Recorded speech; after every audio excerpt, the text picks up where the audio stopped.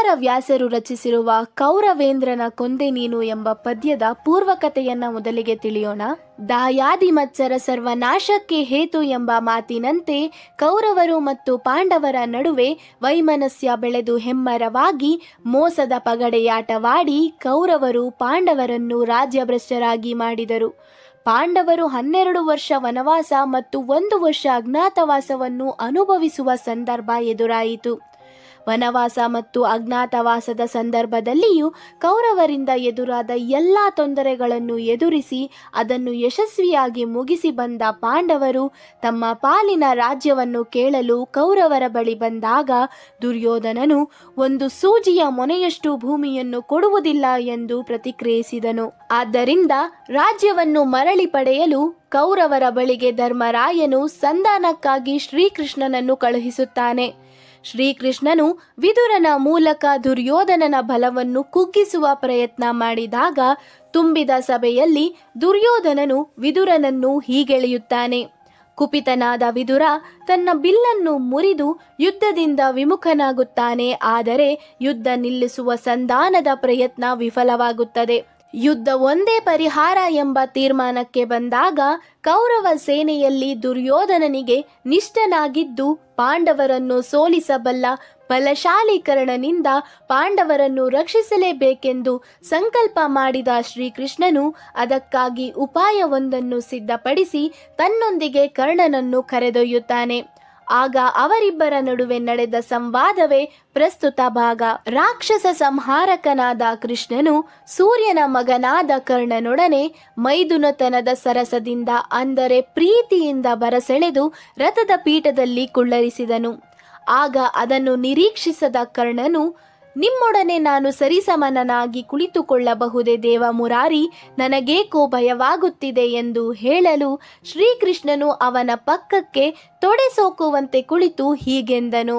ಕರ್ಣ, ಕೌರವರು ಯಾದವರಿಗೂ ಭೇದವಿಲ್ಲ. ವಿಚಾರ ಮಾಡಿ ನೋಡಿದರೆ ಇಬ್ಬರು ಒಂದೇ ವಂಶದವರು. ಯಯಾತಿಯ ಮಕ್ಕಳು ಪುರು, ಯದು. ಪುರುವಿನ ವಂಶದವರು ಕೌರವರು, ಯದುವಿನ ವಂಶದವರು ಯಾದವರು.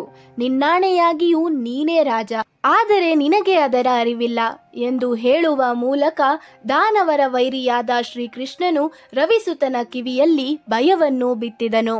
ಪಾಂಡವರ ತಾಯಿಯಾದ ಕುಂತಿಯು ದುರ್ವಾಸ ಮುನಿಗಳಿಂದ ಪಡೆದ 5 ಮಂತ್ರಗಳಲ್ಲಿ ನೀನು ಮೊದಲನೆಯವನು. ನಿನ್ನ ನಂತರದಲ್ಲಿ ಜನಿಸಿದವನು ಯುಧಿಷ್ಠಿರ. 3ನೆಯವನು ಶೂರನಾದ ಭೀಮನು. ಅರ್ಜುನನು 4ನೆಯವನು. ಅನಂತರದಲ್ಲಿ ಮಾದ್ರಿಯಲ್ಲಿ ಒಂದು ಮಂತ್ರದಿಂದ ನಕುಲ ಸಹದೇವರು ಜನಿಸಿದರು ಎಂದು ಶ್ರೀಕೃಷ್ಣನು ಕರ್ಣನಿಗೆ ಅವನ ಜನ್ಮ ವೃತ್ತಾಂತವನ್ನು ಹೇಳಿದನು. ನಿನಗೆ ಹಸ್ತಿನಾಪುರದ ರಾಜನ ಹಿರಿಮೆಯನ್ನು ಕೊಡಿಸುವೆನು. ಪಾಂಡವ ಕೌರವ ರಾಜರೆಲ್ಲರೂ ನಿನ್ನನ್ನು ಓಲೈಸುವರು. ಈ 2 ಸಂತತಿಯವರು ನಿನಗೆ ಸೇವಕರೆನ್ನಿಸಿಕೊಳ್ಳುವ ಹಿರಿಮೆಯನ್ನು ತಿರಸ್ಕರಿಸಿ ನೀನು ದುರ್ಯೋಧನನ ಬಾಯ್ದಂಬುಲಕ್ಕೆ ಅಂದರೆ ಬಾಯಿಯಲ್ಲಿ ಅಗಿದು ಉಗುಳುವ ತಾಂಬೂಲಕ್ಕೆ ಕೈಯೊಡ್ಡುವುದು ಸರಿಯೇ ಹೇಳು ಎಂದು ಶ್ರೀಕೃಷ್ಣನು ಕರ್ಣನನ್ನು ಪ್ರಶ್ನಿಸುತ್ತಾನೆ. ನಿನ್ನ ಎಡಭಾಗದಲ್ಲಿ ಕೌರವನ ಸಮೂಹದವರು, ಬಲಭಾಗದಲ್ಲಿ ಪಾಂಡವರ ಸಮೂಹ, ಎದುರಿನಲ್ಲಿ ಮಾದ್ರಿ ಮಾಗದ ಯಾದವಾದಿಗಳು.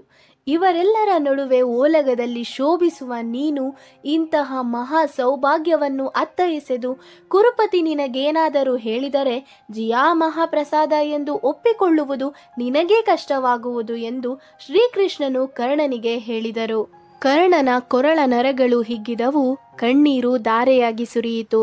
ಅವನು ಬಹಳವಾಗಿ ನೊಂದು ಅಯ್ಯೋ ಕುರುಪತಿಗೆ ಕೇಡಾಯಿತೆಂದು ತನ್ನ ಮನದೊಳಗೆ ಅಂದುಕೊಂಡು ಕೃಷ್ಣನ ದ್ವೇಷದ ಬೆಂಕಿ ಹೊಗೆಯಾಡಿದ ಮೇಲೆ ಅದು ಪೂರ್ತಿಯಾಗಿ ಸುಡದೆ ಹಾಗೆ ಬಿಡುವುದೇ, ಬರಿದೆ ನನ್ನ ಜನ್ಮ ವೃತ್ತಾಂತವನ್ನು ಹೇಳಿ ಕೊಂದನು, ಹೆಚ್ಚು ಮಾತೇನು ಎಂದು ಚಿಂತಿಸಿದನು. ಕರ್ಣನು ಮನಸ್ಸಿನಲ್ಲಿ ಚಿಂತಿಸುತ್ತಿರುವುದನ್ನು ನೋಡಿ, ಏನು ಹೇಳು ಕರ್ಣ, ನಿನ್ನ ಮನಸ್ಸಿನ ಜಡತ್ವಕ್ಕೆ ವ್ಯಾಕುಲತೆಗೆ ಕಾರಣವೇನು? ಕುಂತಿಪುತ್ರರಿಂದ ಸೇವೆ ಮಾಡಿಸಿಕೊಳ್ಳುವುದು ನಿನಗೆ ಇಷ್ಟವಾಗುವುದಿಲ್ಲವೇ? ನನ್ನಾಣೆ ಏನೂ ಹಾನಿ ಇಲ್ಲ, ಮಾತನಾಡು. ಮೌನವೇಕೆ? ಈ ದಡ್ಡತನ ಬೇಡ. ನಿನ್ನ ಹಾನಿಯನ್ನು ನಾನು ಬಯಸುವವನಲ್ಲ, ಕೇಳು ಎಂದು ಕೃಷ್ಣನು ಕರ್ಣನಿಗೆ ಸಾಂತ್ವನ ಹೇಳುತ್ತಾನೆ. ಆಗ ಕರ್ಣನು, ಅಯ್ಯೋ ಮರುಳು ಕೃಷ್ಣನೇ, ಈ ಭೂಮಿ ರಾಜ್ಯದ ಸಂಪತ್ತಿಗೆ ನಾನು ಸೋಲುವವನಲ್ಲ. ಪಾಂಡವರು ಕೌರವರು ನನಗೆ ಸೇವೆ ಮಾಡಬೇಕೆನ್ನುವುದರಲ್ಲಿ ನನಗೆ ಯಾವುದೇ ಆಸಕ್ತಿ ಇಲ್ಲ.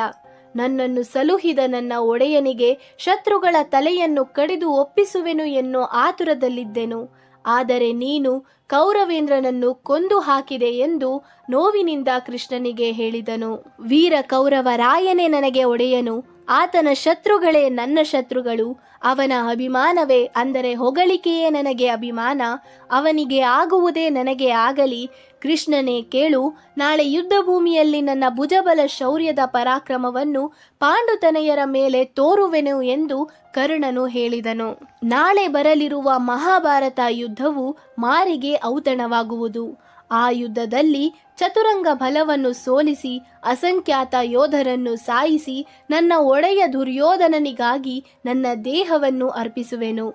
ನಿನ್ನ ಧೀರರಾದ ಪಾಂಡವರನ್ನು ಸೂರ್ಯನಾಣೆಯಾಗಿಯೂ ಯಾವುದೇ ಕಾರಣಕ್ಕೂ ನೋಯಿಸುವುದಿಲ್ಲ ಎಂದು ಕರ್ಣನು ಶ್ರೀಕೃಷ್ಣನಿಗೆ ಹೇಳಿದನು. ಇದಿಷ್ಟು ಕೌರವೇಂದ್ರನ ಕೊಂದೆ ನೀನು ಪದ್ಯದ ಸಾರಾಂಶವಾಗಿದೆ.